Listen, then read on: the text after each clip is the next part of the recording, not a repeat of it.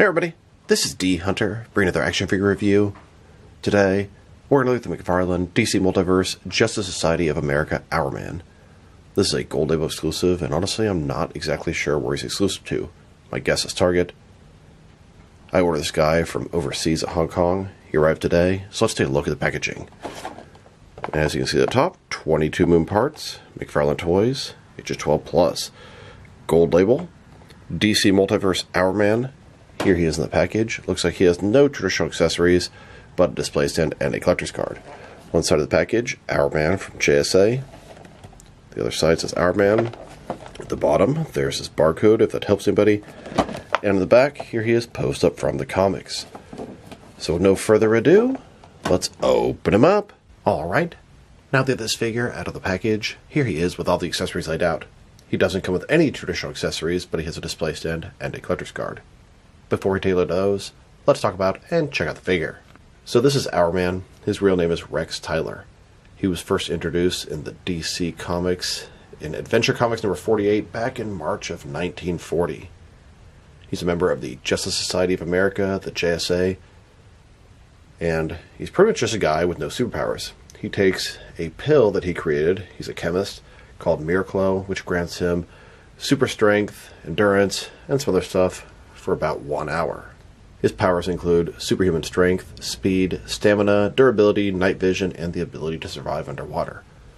He takes his pill, then he has these powers for an hour. Typically he can take 1 pill per day, but there are some times he'll take another pill after an hour, and in some versions he's progressed from a pill to sort of a patch. So let's take a closer look. Start with his face. He's got this yellow hood on top, then he has a mask below it. Now, the hood frustrates me because it's not really centered with his face.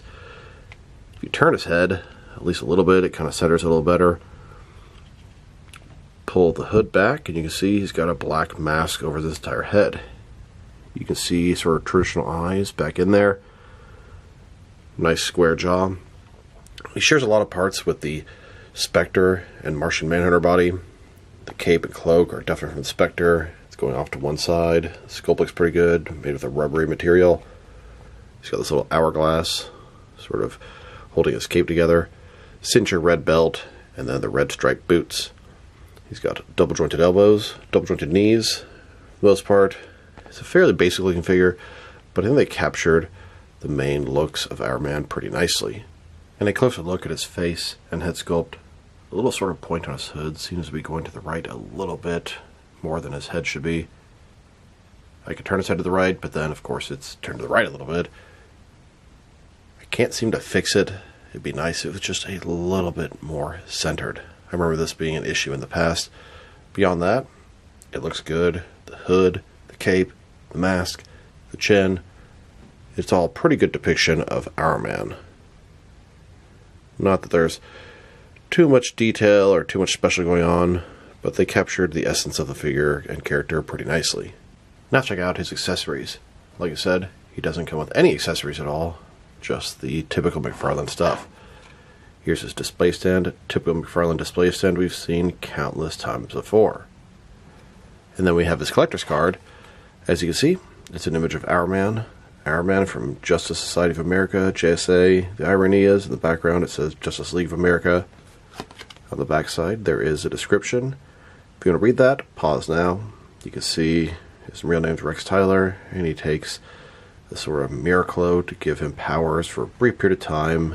Now we're going to check out the differences and reuse between Hourman here and the Spectre. And there are a lot of shared parts, so let's take a closer look. Starting with their heads here, and of course, their heads are different, even though they have a lot of similarities. We have the hood, and actually Spectre's here is pointed a little bit more to the left, and Hourman's here is pointed a little bit more to the right. If you kind of move that out of the way, he has similar sort of black type mask thing on the top of his head. A little bit different than his though. His looks to be sculpted on. As we go further down, the hood, the collar, and the cape are exactly the same. The chest area is the same, except he has this little sort of clamp holding his cape together on top added. The stomach looks to be the same. He's got a very large belt. It's the same diaper piece, but he has this belt on top of this sort of middle part here. It looks like the hands are a little bit different, but I'm sure these are reused from some other figure. And at least the top part of the leg's the same. You can see the same sort of muscle right there. And the bottom part's going to be a little bit different, as he has little sort of elf shoes, and he's got boots. So, a lot of shared parts, but they come out pretty different. Hourman here is now the 6th year to utilize the Martian Manhunter and Spectre body, and I think it works pretty good for all of them. Now they've taken a pretty good look at the figure and his lack of accessories, let's check out his height.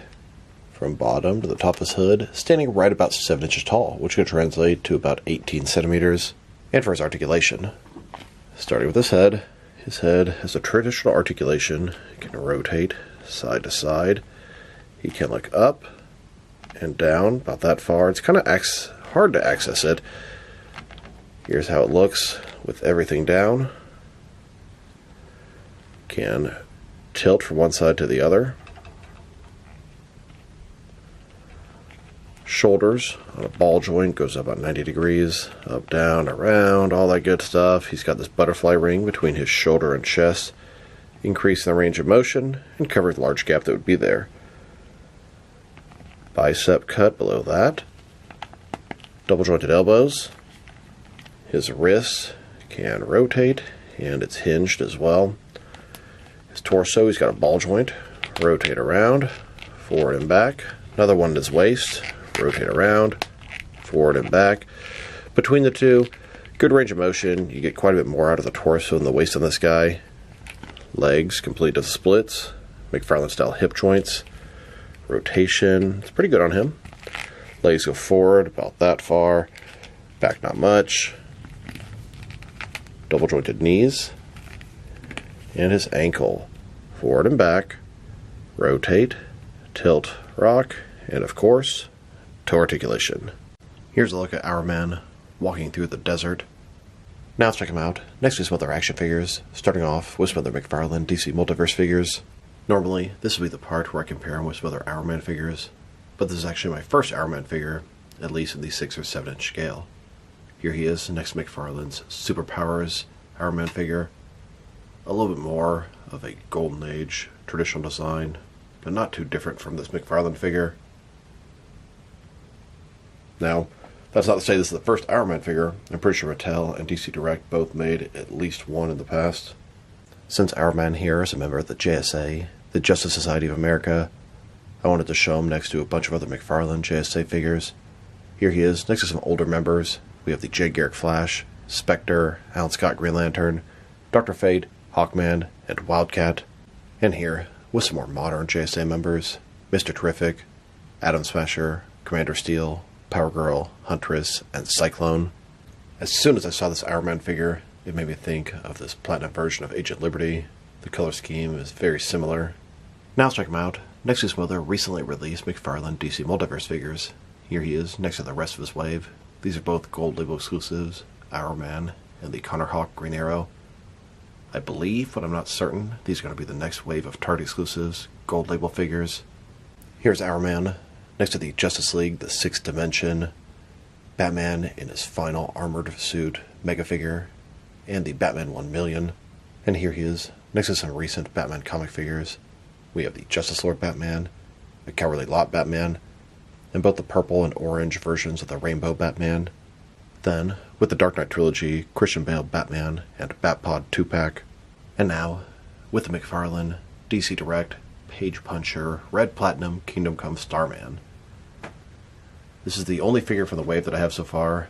I actually have Damage on the way as well, but I'm on the hunt for the Page Puncher Supergirl and Kingdom Come Superman. Unfortunately, I missed that pre-order at McFarlane. Here's Hourman next to some recent exclusives. We have the GameStop exclusive George Clooney Frostbite Batman, and the Walmart at McFarlane exclusive Joe Grice Death Metal Batman, and Patina Dark Knights of Steel Batman. And here he is next to the Titano vs. Flash 2-pack. Then, next to the Flesher Superman, Titan's Tempest, Walter West Dark Flash, and Shadow Pact Nightmaster. And now, with the most recent Batman movie wave, both versions of the Batman Begins Batman, Batman Begins Scarecrow, and the Michael Keaton Batman. And finally, with the Flashpoint Thomas Wayne Batman vs. Reverse Flash 2-pack. Now let's check them out next to some action figures from different various companies, so we can see how he fits in, both scale and style-wise, in case you want to know which lines you can mix him with. Since he's a McFarlane toy, they're typically the 7-inch scale. I'm going to start off my comparisons with some of the larger action figure lines I collect, and work way smaller. But first, let's check him out with some of his McFarlane Toys brothers. In front of you are 5 different action figure lines, all from McFarlane Toys, all 7-inch scale, and now, with some Jack-specific wrestling figures, and some Diamond Select toys.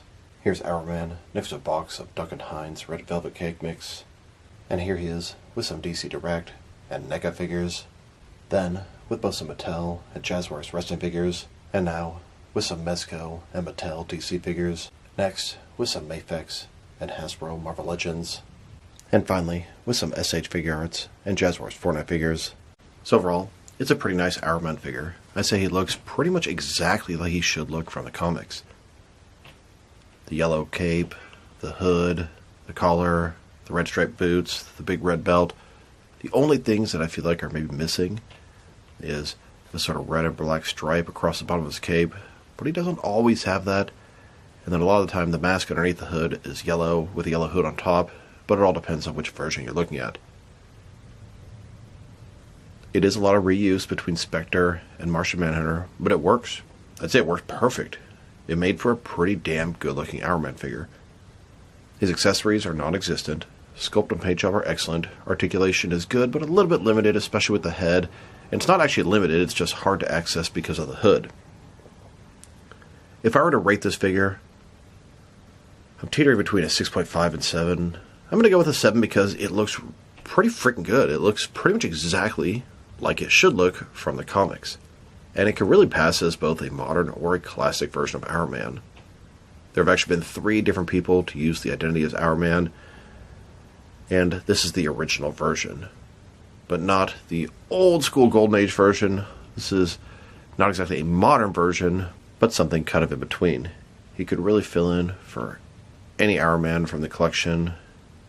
Well, not any Hourman, because some of them have a different looking costume, blah blah blah blah blah.